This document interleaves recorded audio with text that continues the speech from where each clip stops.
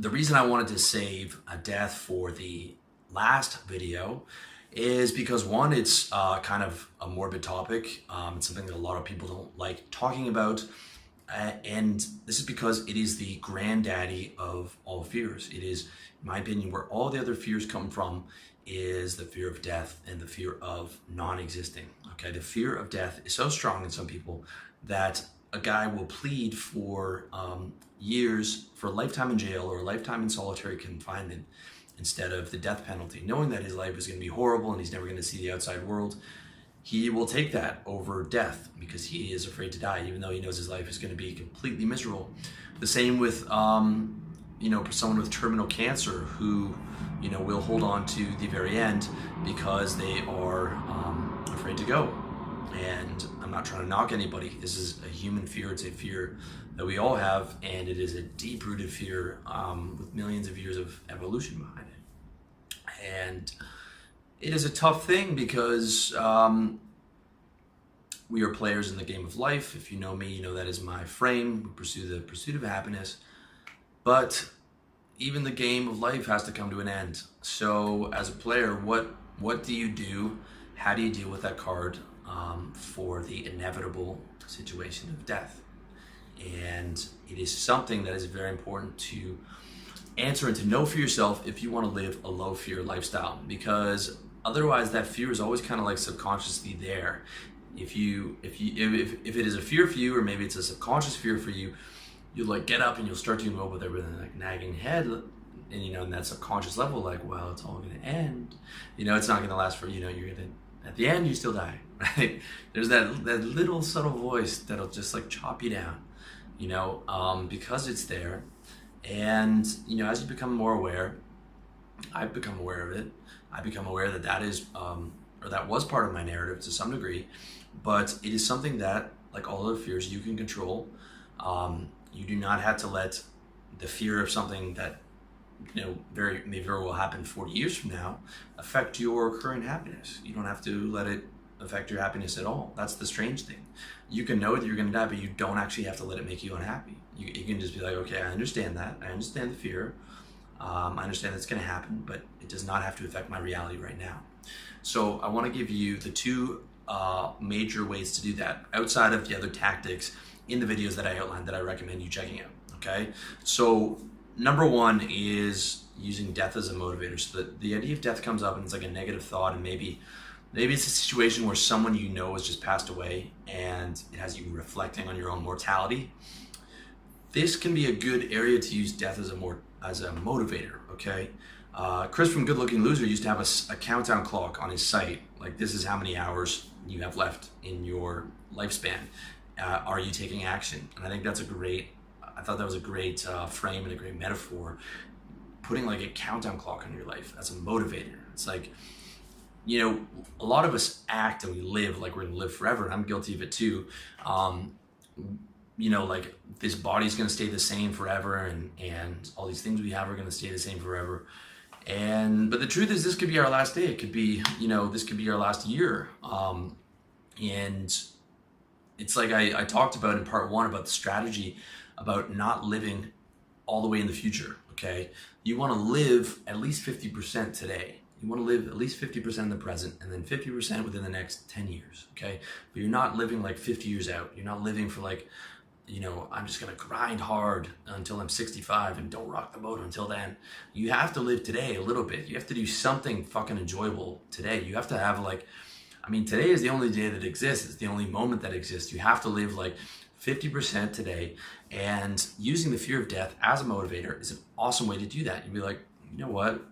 I'm afraid to talk to that girl, but I'm going to be dead soon. I don't give a fuck. That's a tiny thing that's going to be forgotten soon. And, who gives a fuck? Why not, right? Put that countdown clock on, right? I don't give a fuck. I'll go talk to that girl, whatever. The last thing you want to do is be sitting on your deathbed, wishing for what was, or wishing you did something a different way. Okay, now that doesn't really apply to like a girl. Like, I wish I'd talked to that girl in the mall that day, but it does apply to stuff like, man, I wish I traveled. I wish I started a business. I wish I,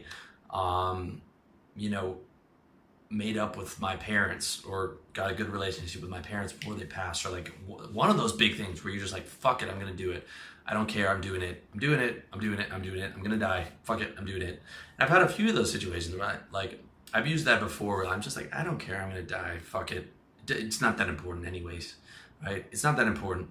It really does a good job at like framing it. The little problem that you have is like insignificant, right? It's insignificant in the scope of things. It's like, you're not gonna be here forever. You might as well fucking take a shot at it. The worst that happens is that you fail, okay? So that's how to use death as like a positive motivator for your current life and your current situation. However, the second thing that I wanna break to you is like a frame on how to use your creativity to frame death as a positive or to become death positive. And this is massive. This is a massive thing. It is maybe one of the biggest or the most important like frames in living a low fear lifestyle, which leads you to live a happier life, is getting death to the point where use your creativity to reframe it in a positive way, okay? Now, that might sound like a bit of a stretch, but hear me out, because there's 3 different options that I'm gonna lay out, okay? If you are a traditionally religious person, like you're a traditional Christian person, and you believe that when you die, you go to heaven if you do good things, and hopefully you are doing good things, then that's a great belief system to have, okay? That is a great belief system. You can actually look forward to it. You can be like, well, you know, I'm not gonna be here forever. I'm suffering a little bit right now, but eventually I get to go to that nice place, all right? Now, like I keep telling you guys, I don't believe in an objective reality. I believe in a subjective reality. Every person watching this video has a different version of reality.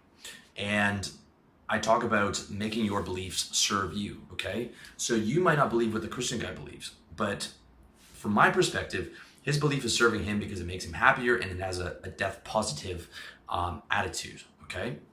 So that's very important. If you have that belief, that's awesome. You don't have to change it. If you are like me and you are inspired by non-dualist thought and you believe in that all religions are saying the same thing, just with different words, and that what they're saying is that we come from the stateless state outside of the mind or Maya or Mara or the Matrix impairs that stateless state, but that stateless state can be realized if you become enlightened, as someone like Buddha did, or Ramana Maharshi, or these different people that I like to read.